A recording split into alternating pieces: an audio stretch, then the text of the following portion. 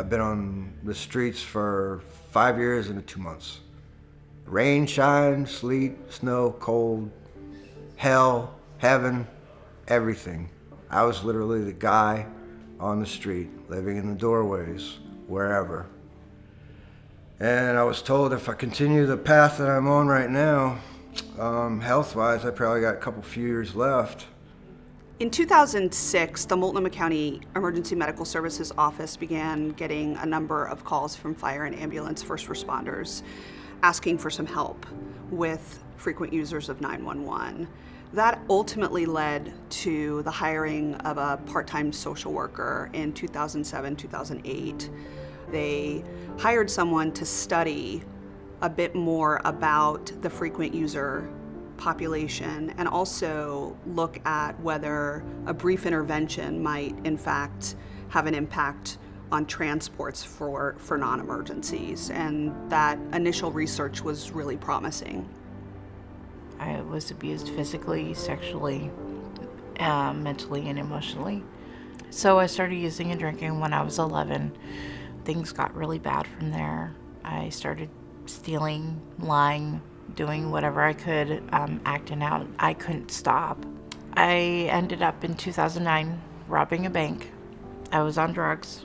So I went to prison for 2.5 years. The Tri-County 911 program is a program of licensed clinical social workers that focus on individuals having frequent contact with 911 or emergency medical services in Multnomah, Washington, and Clackamas counties. When somebody calls 911 frequently, it's because some need isn't being met. It could be no social services, housing, mental health, numerous reasons. What the TC 911 program was able to do is find out what that need is and direct them to the appropriate resources so that need is met. 911 seemed to be my only reliable source because I had no other way to deal with the problems. Falling down, disoriented, couldn't see visually, and drunk. On more than one occasion, we've worked with clients that basically utilize multiple hospital systems. And so several of their social workers have kind of taken the lead and said, all right, we're going to all come together as a community and meet about this person. What interventions have been tried, what's missing, and what can we do outside of the box that hasn't been done before to kind of help this person or maybe reach this person. Most of our clients have a pretty significant trauma history. Most of our clients have multiple behavioral, medical, and social issues going on at the same time. I was in Tennessee when the World Trade Center collapsed, and I can remember calling home and talking to my mom and talking to my dad, and all hell was breaking loose. That's the first time I ever felt alone. And it was kind of wicked. Everybody was off the hook, so I drank even more. I think I had my own death wish, but I wasn't guts enough to pull the trigger. I pulled the trigger one bottle at a time, wishing I'd never wake up. It almost happened to me a bunch of times. At the age of 14, my daughter was diagnosed as a type 1 diabetic. She is now 43. My daughter never managed her diabetes properly.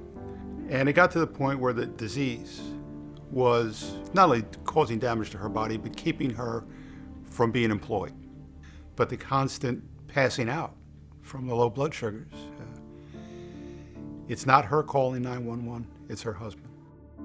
Portland Fire and Rescue goes on probably 72,000 calls a year. Of those, well over 50,000 are EMS calls.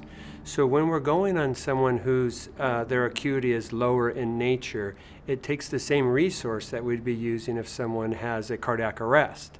So there's a delay in response for the true emergencies while we're taking care of someone who might just have a transportation need or a lower acuity signs and symptoms. And it's also not the best thing for the responders. It makes them concerned they're not doing the right thing and that they're not doing enough for the patient as well.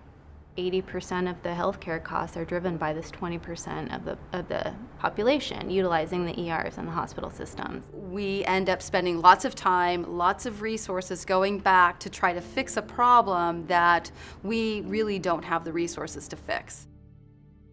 We use a variety of different approaches to find people. We'll go into the county jails to introduce ourselves. We'll show up at someone's homeless camp, or we'll go to an emergency department. We'll do whatever we can to try and reach that person where they're at. I had just got out of jail. I had actually gone to the doctor, got my medication, and made a plan to take all those pills. And I took 140 pills. Next thing I know, I'm waking up in ICU on life support. That was the scaredest I've ever been. I first met Erin when I was in jail, and I went to jail because of drugs. And she came in saying, hey, you know, we've noticed that you call 911 a lot, that, you know, because, you know, of me swallowing objects or for whatever reason. If I had not been contacted, I would probably still be out there doing anything I could to hurt myself, going to the hospital. We really focus on building trust with clients. And we focus on basic needs first. Things like making sure that the person has food, that they have shelter, and that safety is paramount. Somehow she found me through many falls, many hospital visits, many ambulance rides, many concussions, many seizures. It's been a blessing in disguise, one that I never anticipated in my wildest dreams.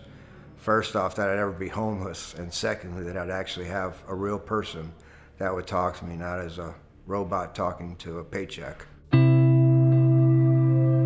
This community has embraced this aspect of healthcare much greater than I could ever have imagined. I have 5 frequent users that, after being referred to TC 911, completely stopped calling. Our crew told me they ran into this patient and she was lively and happy and grateful and a totally different person than they saw before. There's a few times even the paramedics didn't think I was coming out of it. Meeting Kelly was pretty much a godsend. She's done a lot of footwork. Keeping track of me. I'm just tired of fighting it. I'd be dead right now. You wouldn't be talking to me, you'd be talking about me. I just want to be a socially accepted member of this society. Have something to put in instead of always take out. If the TC 911 program ceased to exist, our frequent user population would increase because it's had a tremendous impact. The program in general has been incredibly successful. I believe that had it not been for the Tri-County 911 service and for Kelly, that my daughter and her husband would be homeless. They'd be on the street, maybe dead. The agency fills a need that exists that I cannot take care of. It's cared for more people than we expected. It's reduced emergency department visits more than we expected. It saved more money than we expected, and it saved more lives than we ever could have imagined. I can honestly say that today I have over 6 months clean and sober. I start school on March 30th to get my CDAC to become a drug and alcohol counselor. Everything's gotten a lot better. This group of people, before this program, more than 1 in 10 died every year. Since the program's been initiated, only 1 in 50 has died. So it's an amazing improvement in something that's priceless. I'd like to say thank you very much from the bottom of my heart.